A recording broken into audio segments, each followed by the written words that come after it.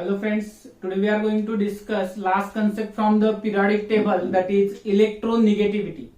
So what is electronegativity? So electronegativity म्हणजे काय आहे बाळांनो बघा. तर एखादा जो बॉन्ड असतो दोन इलेमेंट मध्ये, तर हे जे दोन इलेमेंट आहेत त्याच्यामधल्या एका इलेमेंटची ॲबिलिटी असते की जो बॉन्ड फॉर्म झालेला असतो तो नेहमी शेअरिंग ऑफ इलेक्ट्रॉनने त्या ठिकाणी तयार झालेला बॉन्ड जो आहे त्याच्यामधली जी लोन पेअर आहे इलेक्ट्रॉनची जी शेअर झालेली होती ती इलेक्ट्रॉन पेअर स्वतःकडे अट्रॅक्ट करून घेण्याची ॲबिलिटी जी आहे त्याला आपण इलेक्ट्रोनिगेटिव्हिटी असं म्हणतो. So it is electronegativity, ability of an bonded atom to attract share pair of electron towards itself is called as electronegativity. Let's see how we can illustrate it. Suppose there is a bond formation takes place between A and B. While bond formation takes place, electrons are provided by both A and B. And by sharing this electron one from each, there is a bond formation. Now, if A is less electronegative and B is more electronegative, in such a case, the ability of B is more to attract shared pair of electron towards itself. So, electronegativity can be defined as ability of an element to attract shared pair of electron towards itself is called as electronegativity. बाळांनो, जे इलेमेंटची ability आहे, पात्रता आहे स्वतःकडे ती electron pair attract करून घेण्याची, त्याला आपण काय म्हणतो बाळांनो? इलेक्ट्रोनिगेटिव्हिटी असं म्हणतो. ज्याची इलेक्ट्रोनिगेटिव्हिटी व्हॅल्यू जास्त असणार आहे तो इलेक्ट्रॉन पेअर स्वतःकडे अट्रॅक्ट करून घेणार. आता याच्या संदर्भात इलेक्ट्रोनिगेटिव्हिटी संदर्भात आपल्याला त्याच्या काही व्हॅल्यूज आहेत बाळांनो, ज्या मी इथे तुमच्याकडून व्यवस्थित समजून सांगून करून घेईन, त्या तुम्हाला कायम लक्षात ठेवायचे. बिकॉज कुठेही गेलात तर इलेक्ट्रोनिगेटिव्हिटी तुमची पाठ सोडत नाही, इनऑर्गॅनिक मध्ये किंवा ऑर्गॅनिक मध्ये. प्रत्येक ठिकाणी इलेक्ट्रोनिगेटिव्हिटीचा कन्सेप्ट आपल्याला अप्लाय करावा लागतो. आता या ठिकाणी वन बाय वन आपण आर्टिकल बघत जाऊयात पुढे. पहिला आपण म्हणतो की ज्या व्हॅल्यूज आहेत आपल्याकडे पिरियडिक टेबल आहे, हे लीना, करे, रबसे, फरियाद, बेटा, मांगे. इकडे आहेत boron, aluminium, carbon, silicon, nitrogen, phosphorus, oxygen, sulphur, fluorine, chlorine, bromine, iodine. तर या इलेमेंट्सचे आपल्याला इलेक्ट्रोनिगेटिव्हिटीच्या व्हॅल्यूज ज्या आहेत त्या माहित असणं गरजेचं आहे. आता ह्या ज्या व्हॅल्यूज आहेत त्या कशा आहेत बघा. हायड्रोजनची व्हॅल्यू आहे 2.1. हायड्रोजनची व्हॅल्यू आहे 2.1.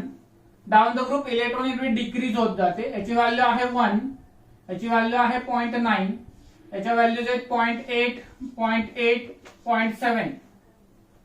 लिथियम पासून जर फ्लोरीन कडे गेलो तर 0.5 च्या डिफरन्सने लेफ्ट टू राईट इलेक्ट्रोनिगेटिव्हिटी वाढत जाते. 2.5, 3, 3.5, 4. देन इथून इकडे जात असताना आधी मी काही तुम्हाला सिमिलर व्हॅल्यूज सांगणार आहे, त्या कम्प्लीट करून झाल्यावरती आपण इकडून इकडे 0.3 च्या डिफरन्सने जाणार आहोत.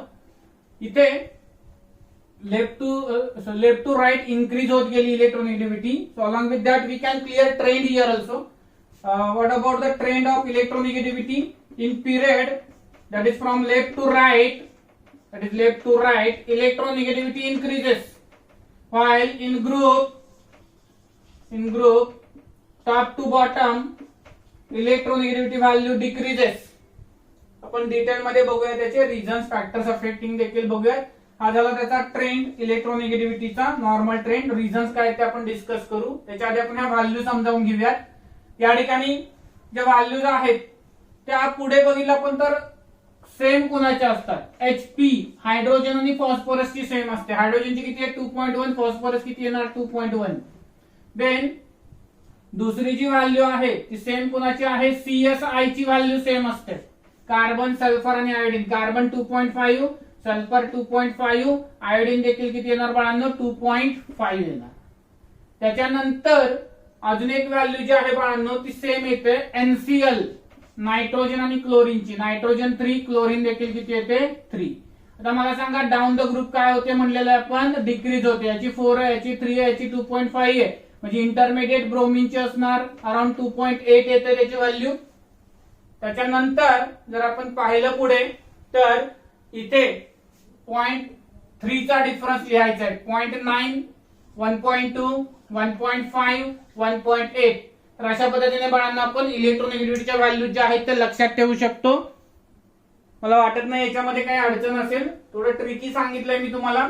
डाऊन द ग्रुप इथे जनरली 0.1 ने आपण कमी करत गेलो, एक्सेप्ट फॉर हायड्रोजन त्याची व्हॅल्यू खूप जास्त आहे 2.1.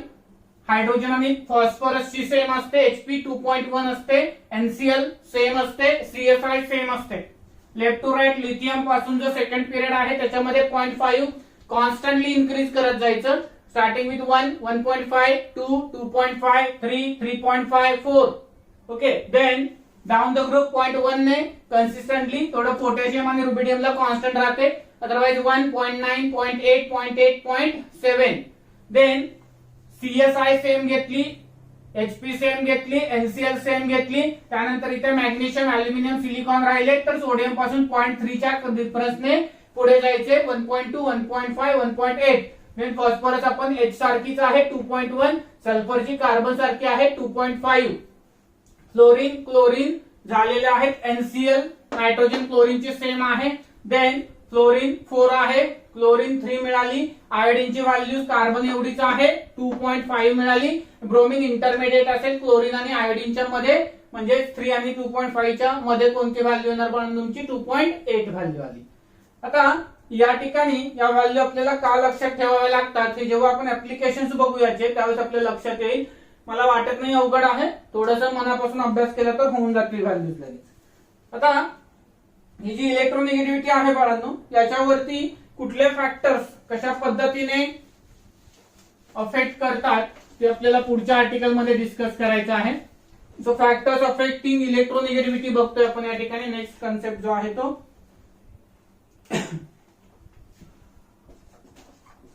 आता एवढे आपण आर्टिकल्स आतापर्यंत बघितले बाळांनो. त्याच्यावरून आपल्याला इथं मी फक्त आता टायटल सांगितलं तर तुम्हाला त्याचा पुढचा पॉईंट सांगता येतोय का बघा. मी टायटल सांगतोय atomic radius. So how atomic radius affect on the electronegativity. तो ट्रेंड आपण आता पाहिला होता. डाऊन द ग्रुप इलेक्ट्रोनिगेटिव्हिटी काय होते, डिक्रीज होते.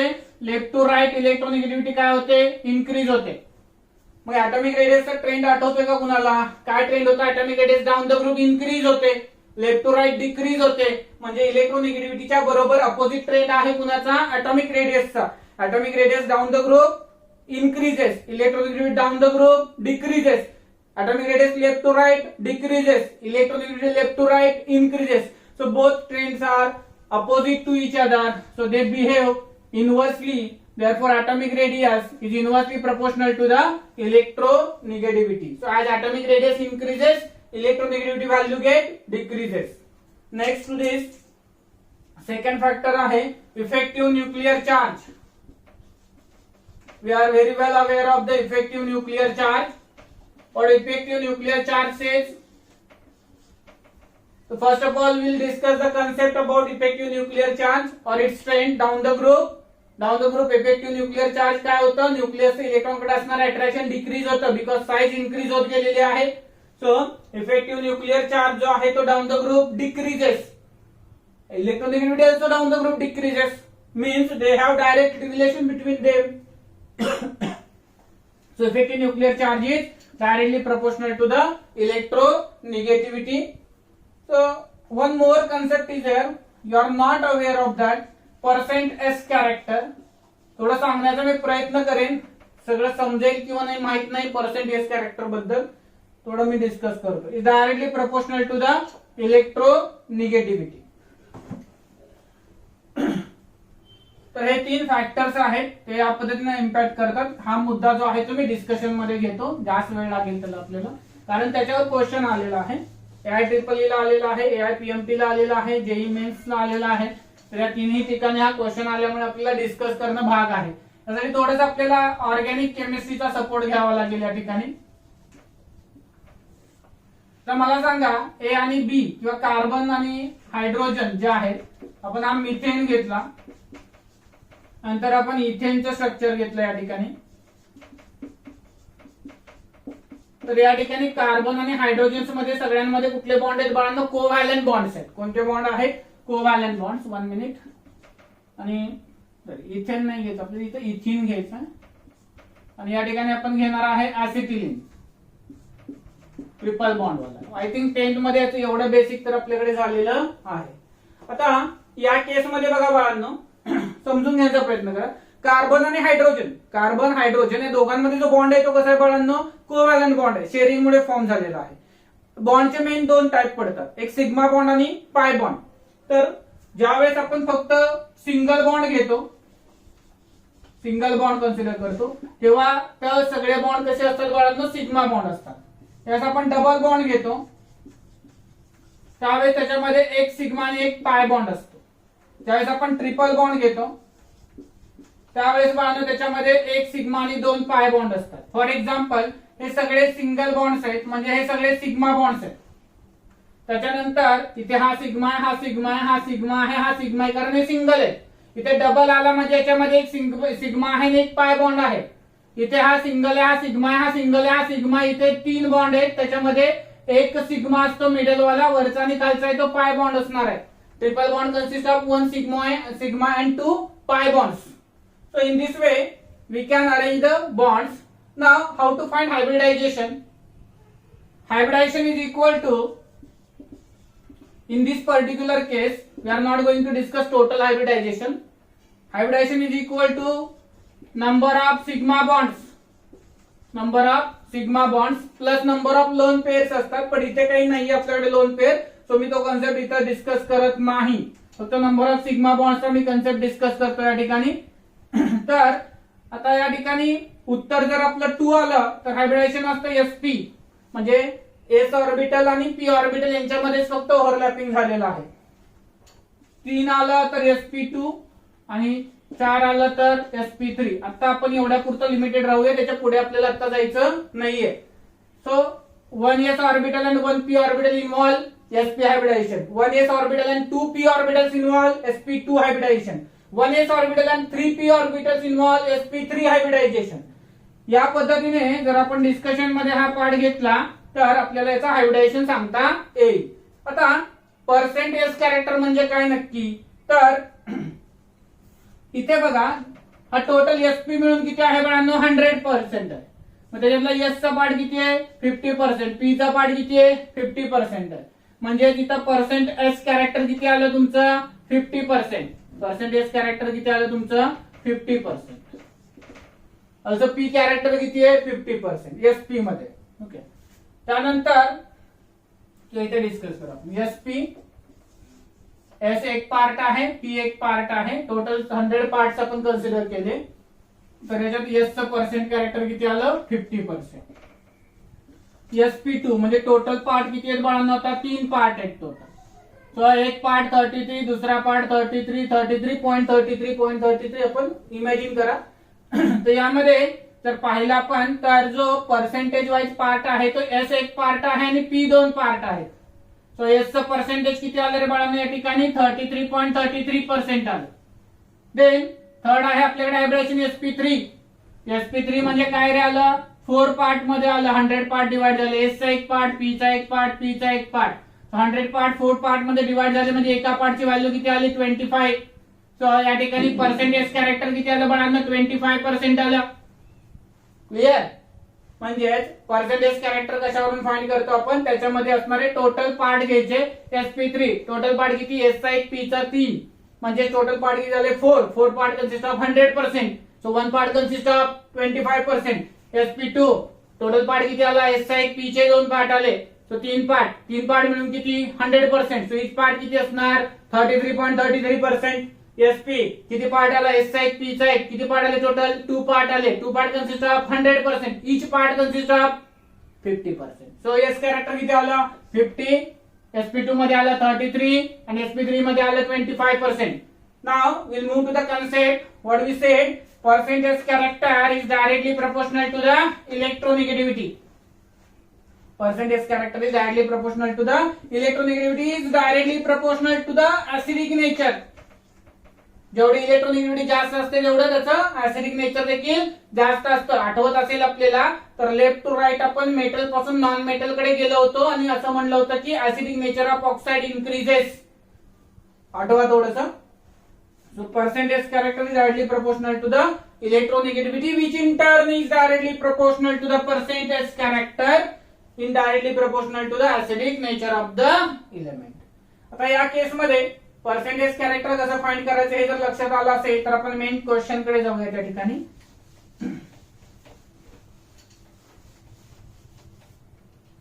सो हायब्रिडेशन काउंट करायचे बाळांनो आपल्याला. हायब्रिडेशन काउंट करत असताना या केस मध्ये किती सिग्मा बॉन्ड आहेत रे? फर्स्ट केस मध्ये मिथेन साठी म्हणजेच अल्केन साठी किती सिग्मा बॉन्ड आले? 4 सिग्मा बॉन्ड. हायब्रिडेशन काय येणार याचं? sp3. पर्सेंटेज कॅरेक्टर किती येणार? 25%. दुसरा कंपाऊंड घेतला आपण इथिन. इथिन म्हणजेच कोण आहे? अल्किन आहे. अल्किन मध्ये सिग्मा बॉन्ड एका कार्बनच्या सराउंडिंगला शोधायचे, दोघांच्या नाही.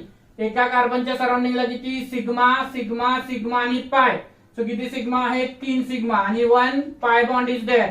Now 3 sigma means it consists of sp2 hybridization, means particular percentage of S is 33.33%. Then C2H2. C2H2 called as the alkyne. For alkyne, how many sigma bonds are there? Only 2 sigma and 2 pi bonds are there. If 2 sigma means hybridization is sp and percentage of S will become 50%. So as we observe from alkane to alkyne, that is from methane to ethene to ethine, percent S character goes on increasing, and as percent S character goes on increasing, what happens? काय झालं? Electronegativity increases. So there was a question in examination, 2 different type of questions asked in exam. First question was there, what is correct order of electronegativity of alkane, alkene and alkyne? So as we know, concept says that percentage character increases, electronegativity increases. Therefore we can write alkane having percentage character 25%, alkene having percentage character 33.33%, and alkyne having character 50%. Therefore as S character increases, electronegativity also increases. So काय आलं answer आपलं या पद्धतीने. Then second question was there, they given formulas and they asked about the acidic nature of compound. Instead of correct order of electronegativity, they ask about the acidic character or acidic nature of alkane, alkene, alkyne. Answer is same because percentage character increases, electronegativity increases, acidic nature also increases.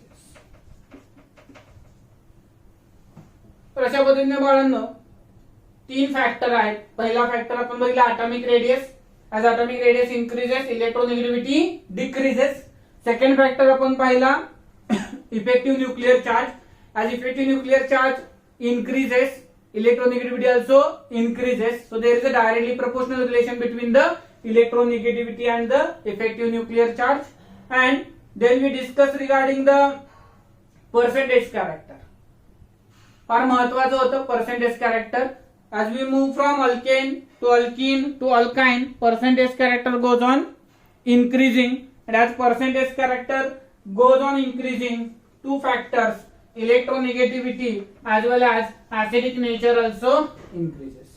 तो बाळांनो या ठिकाणी महत्वाचं काय आहे बघा. आजच्या lecture मध्ये आपण काय बघतोय तर what is electronegativity, second what are the factors affecting on the electronegativity, and how to remind the values of the electronegativity for particular elements which are very important. On the basis of the discussion, I will ask you one question. Which of the following pair represents